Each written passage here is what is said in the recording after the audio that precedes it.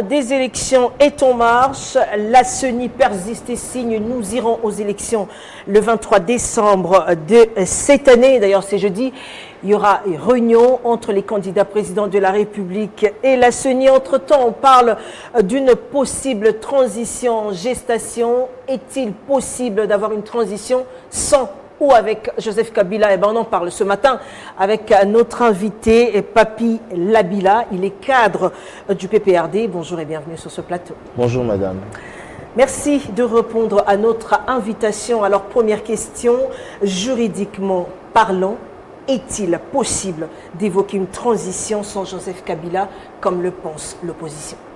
Madame, une transition sans Joseph Kabila est une remise en cause de l'ordre constitutionnel, est une remise en cause de l'architecture qui a été organisée par notre Constitution. Une transition sans Kabila est un putsch à la démocratie. Une transition sans Kabila est lourde de conséquences.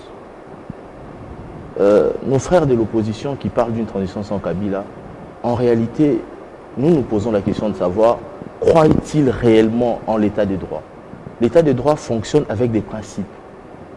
Dans l'état de droit, la norme juridique ou la loi, voire la Constitution, a primauté sur toute autre source de pouvoir. La Constitution est claire. Le président de la République reste en fonction jusqu'à l'installation effective du nouveau président de la République démocratiquement élu. Donc, une transition sans Kabila veut dire que nos frères de l'opposition ne croient pas en la Constitution, ne croient pas au processus démocratique, veut dire que nos frères de l'opposition ont gratuitement envoyé mourir certains de nos compatriotes pour des procès d'intention. Hier, c'était le respect de la Constitution. Hier, c'était un troisième mandat pour le président Kabila. Et aujourd'hui, c'est d'autres subterfuges. Madame, une transition sans Kabila est une fiction des opposants et elle ne se fera jamais. Elle ne se fera jamais. Alors, l'autre problématique, c'est la machine à voter. Et pas plus tard, en tout cas récemment, là, l'opposition a tenu une assemblée. Voilà, le meeting, c'est comme ça, c'est le mot d'ailleurs qu'il faut. Le mot d'ordre était boycotter la machine à voter. Dire non à la machine à voter, ce qui revient à dire que l'opposition veut tout simplement boycotter les élections. Alors, que pensez-vous? Madame, avant que j'entre dans le fond de cette question, il y a d'abord des principes que je veux rappeler. Nous sommes dans un état de droit. Nous voulons construire un état de droit. La Constitution est claire, article 211. Le pouvoir organisateur des élections, ou soit l'organe de gestion des élections, c'est la Commission électorale nationale indépendante.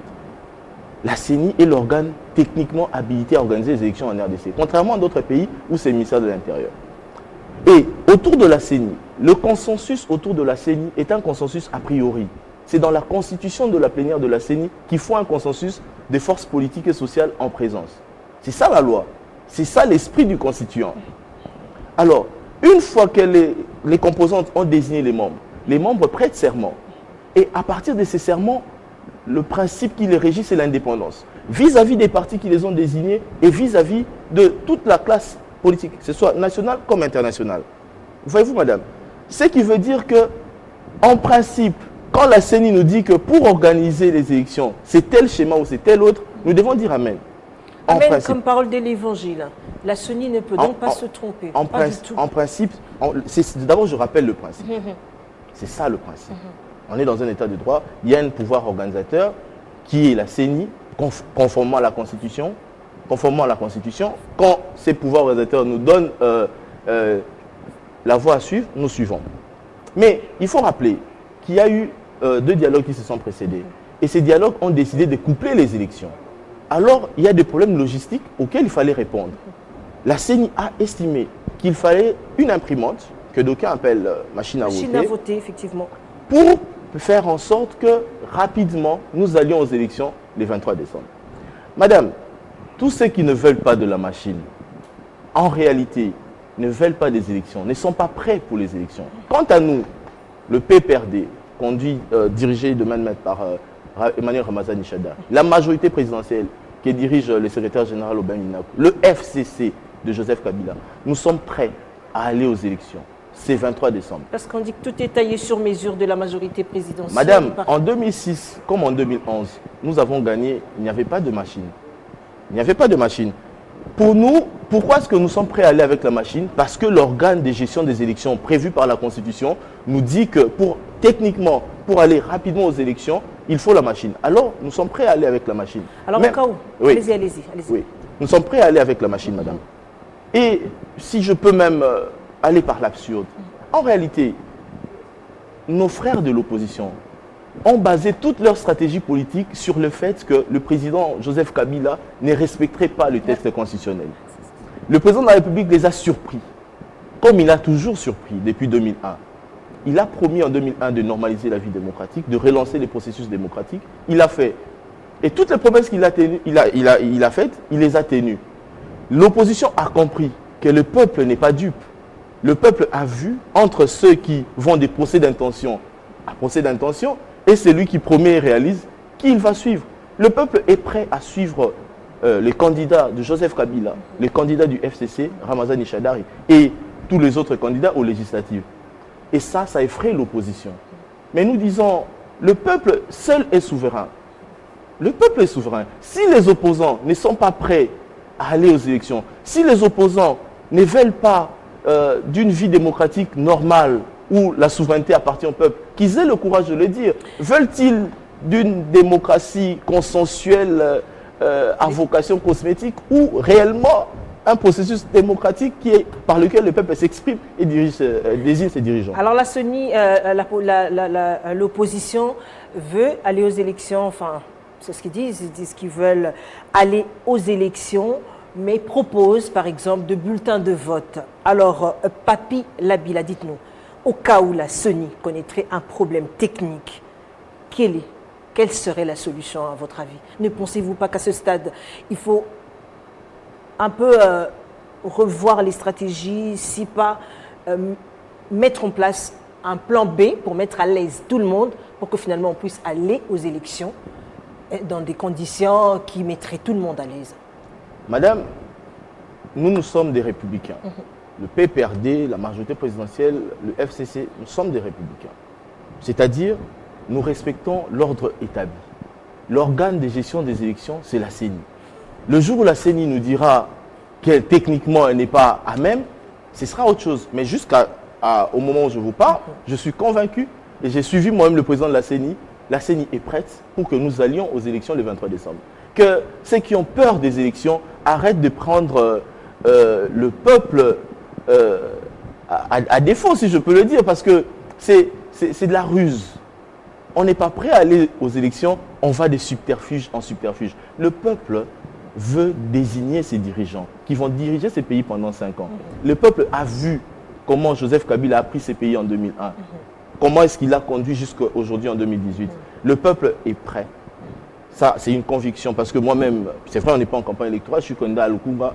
Quand je descends sur terrain, je vois que ce peuple est déterminé à faire à nouveau confiance aux candidats du PPRD, aux candidats du FCC, aux candidats de la majorité présidentielle, au choix de Joseph Kabila, les camarades d'Emmanuel Ramazani Shadari, que nos frères de l'opposition aillent plutôt vers le peuple.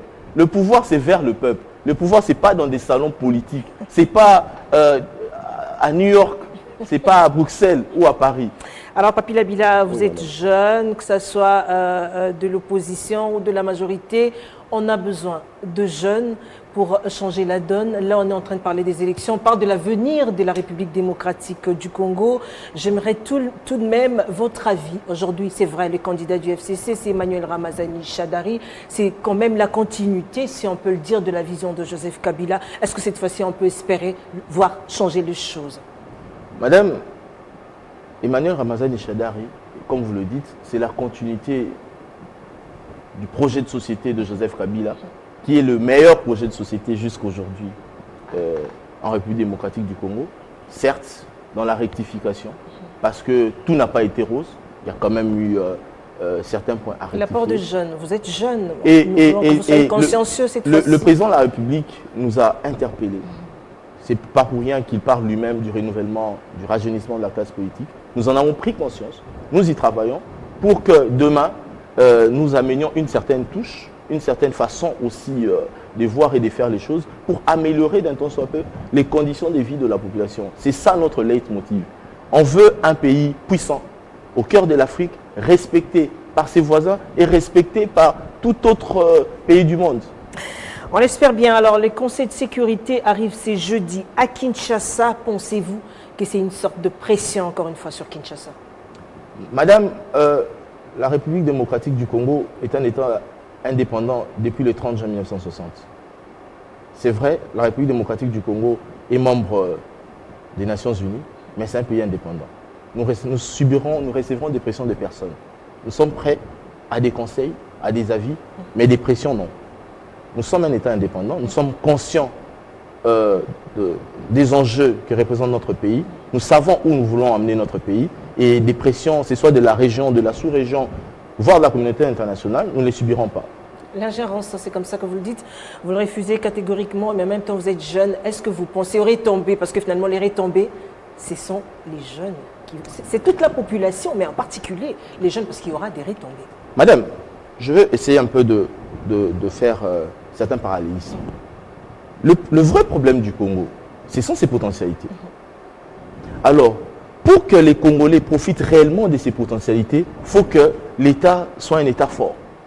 Il faut que l'État soit un État respecté. De telle manière à ce que les échanges économiques soient des échanges équilibrés. Soit pas, comme hier, on voyait des contrats léonins. Alors pour ça, il faut à la tête de l'État des nationalistes. Il faut à la tête de l'État des gens qui ont conscience des enjeux que représente le pays.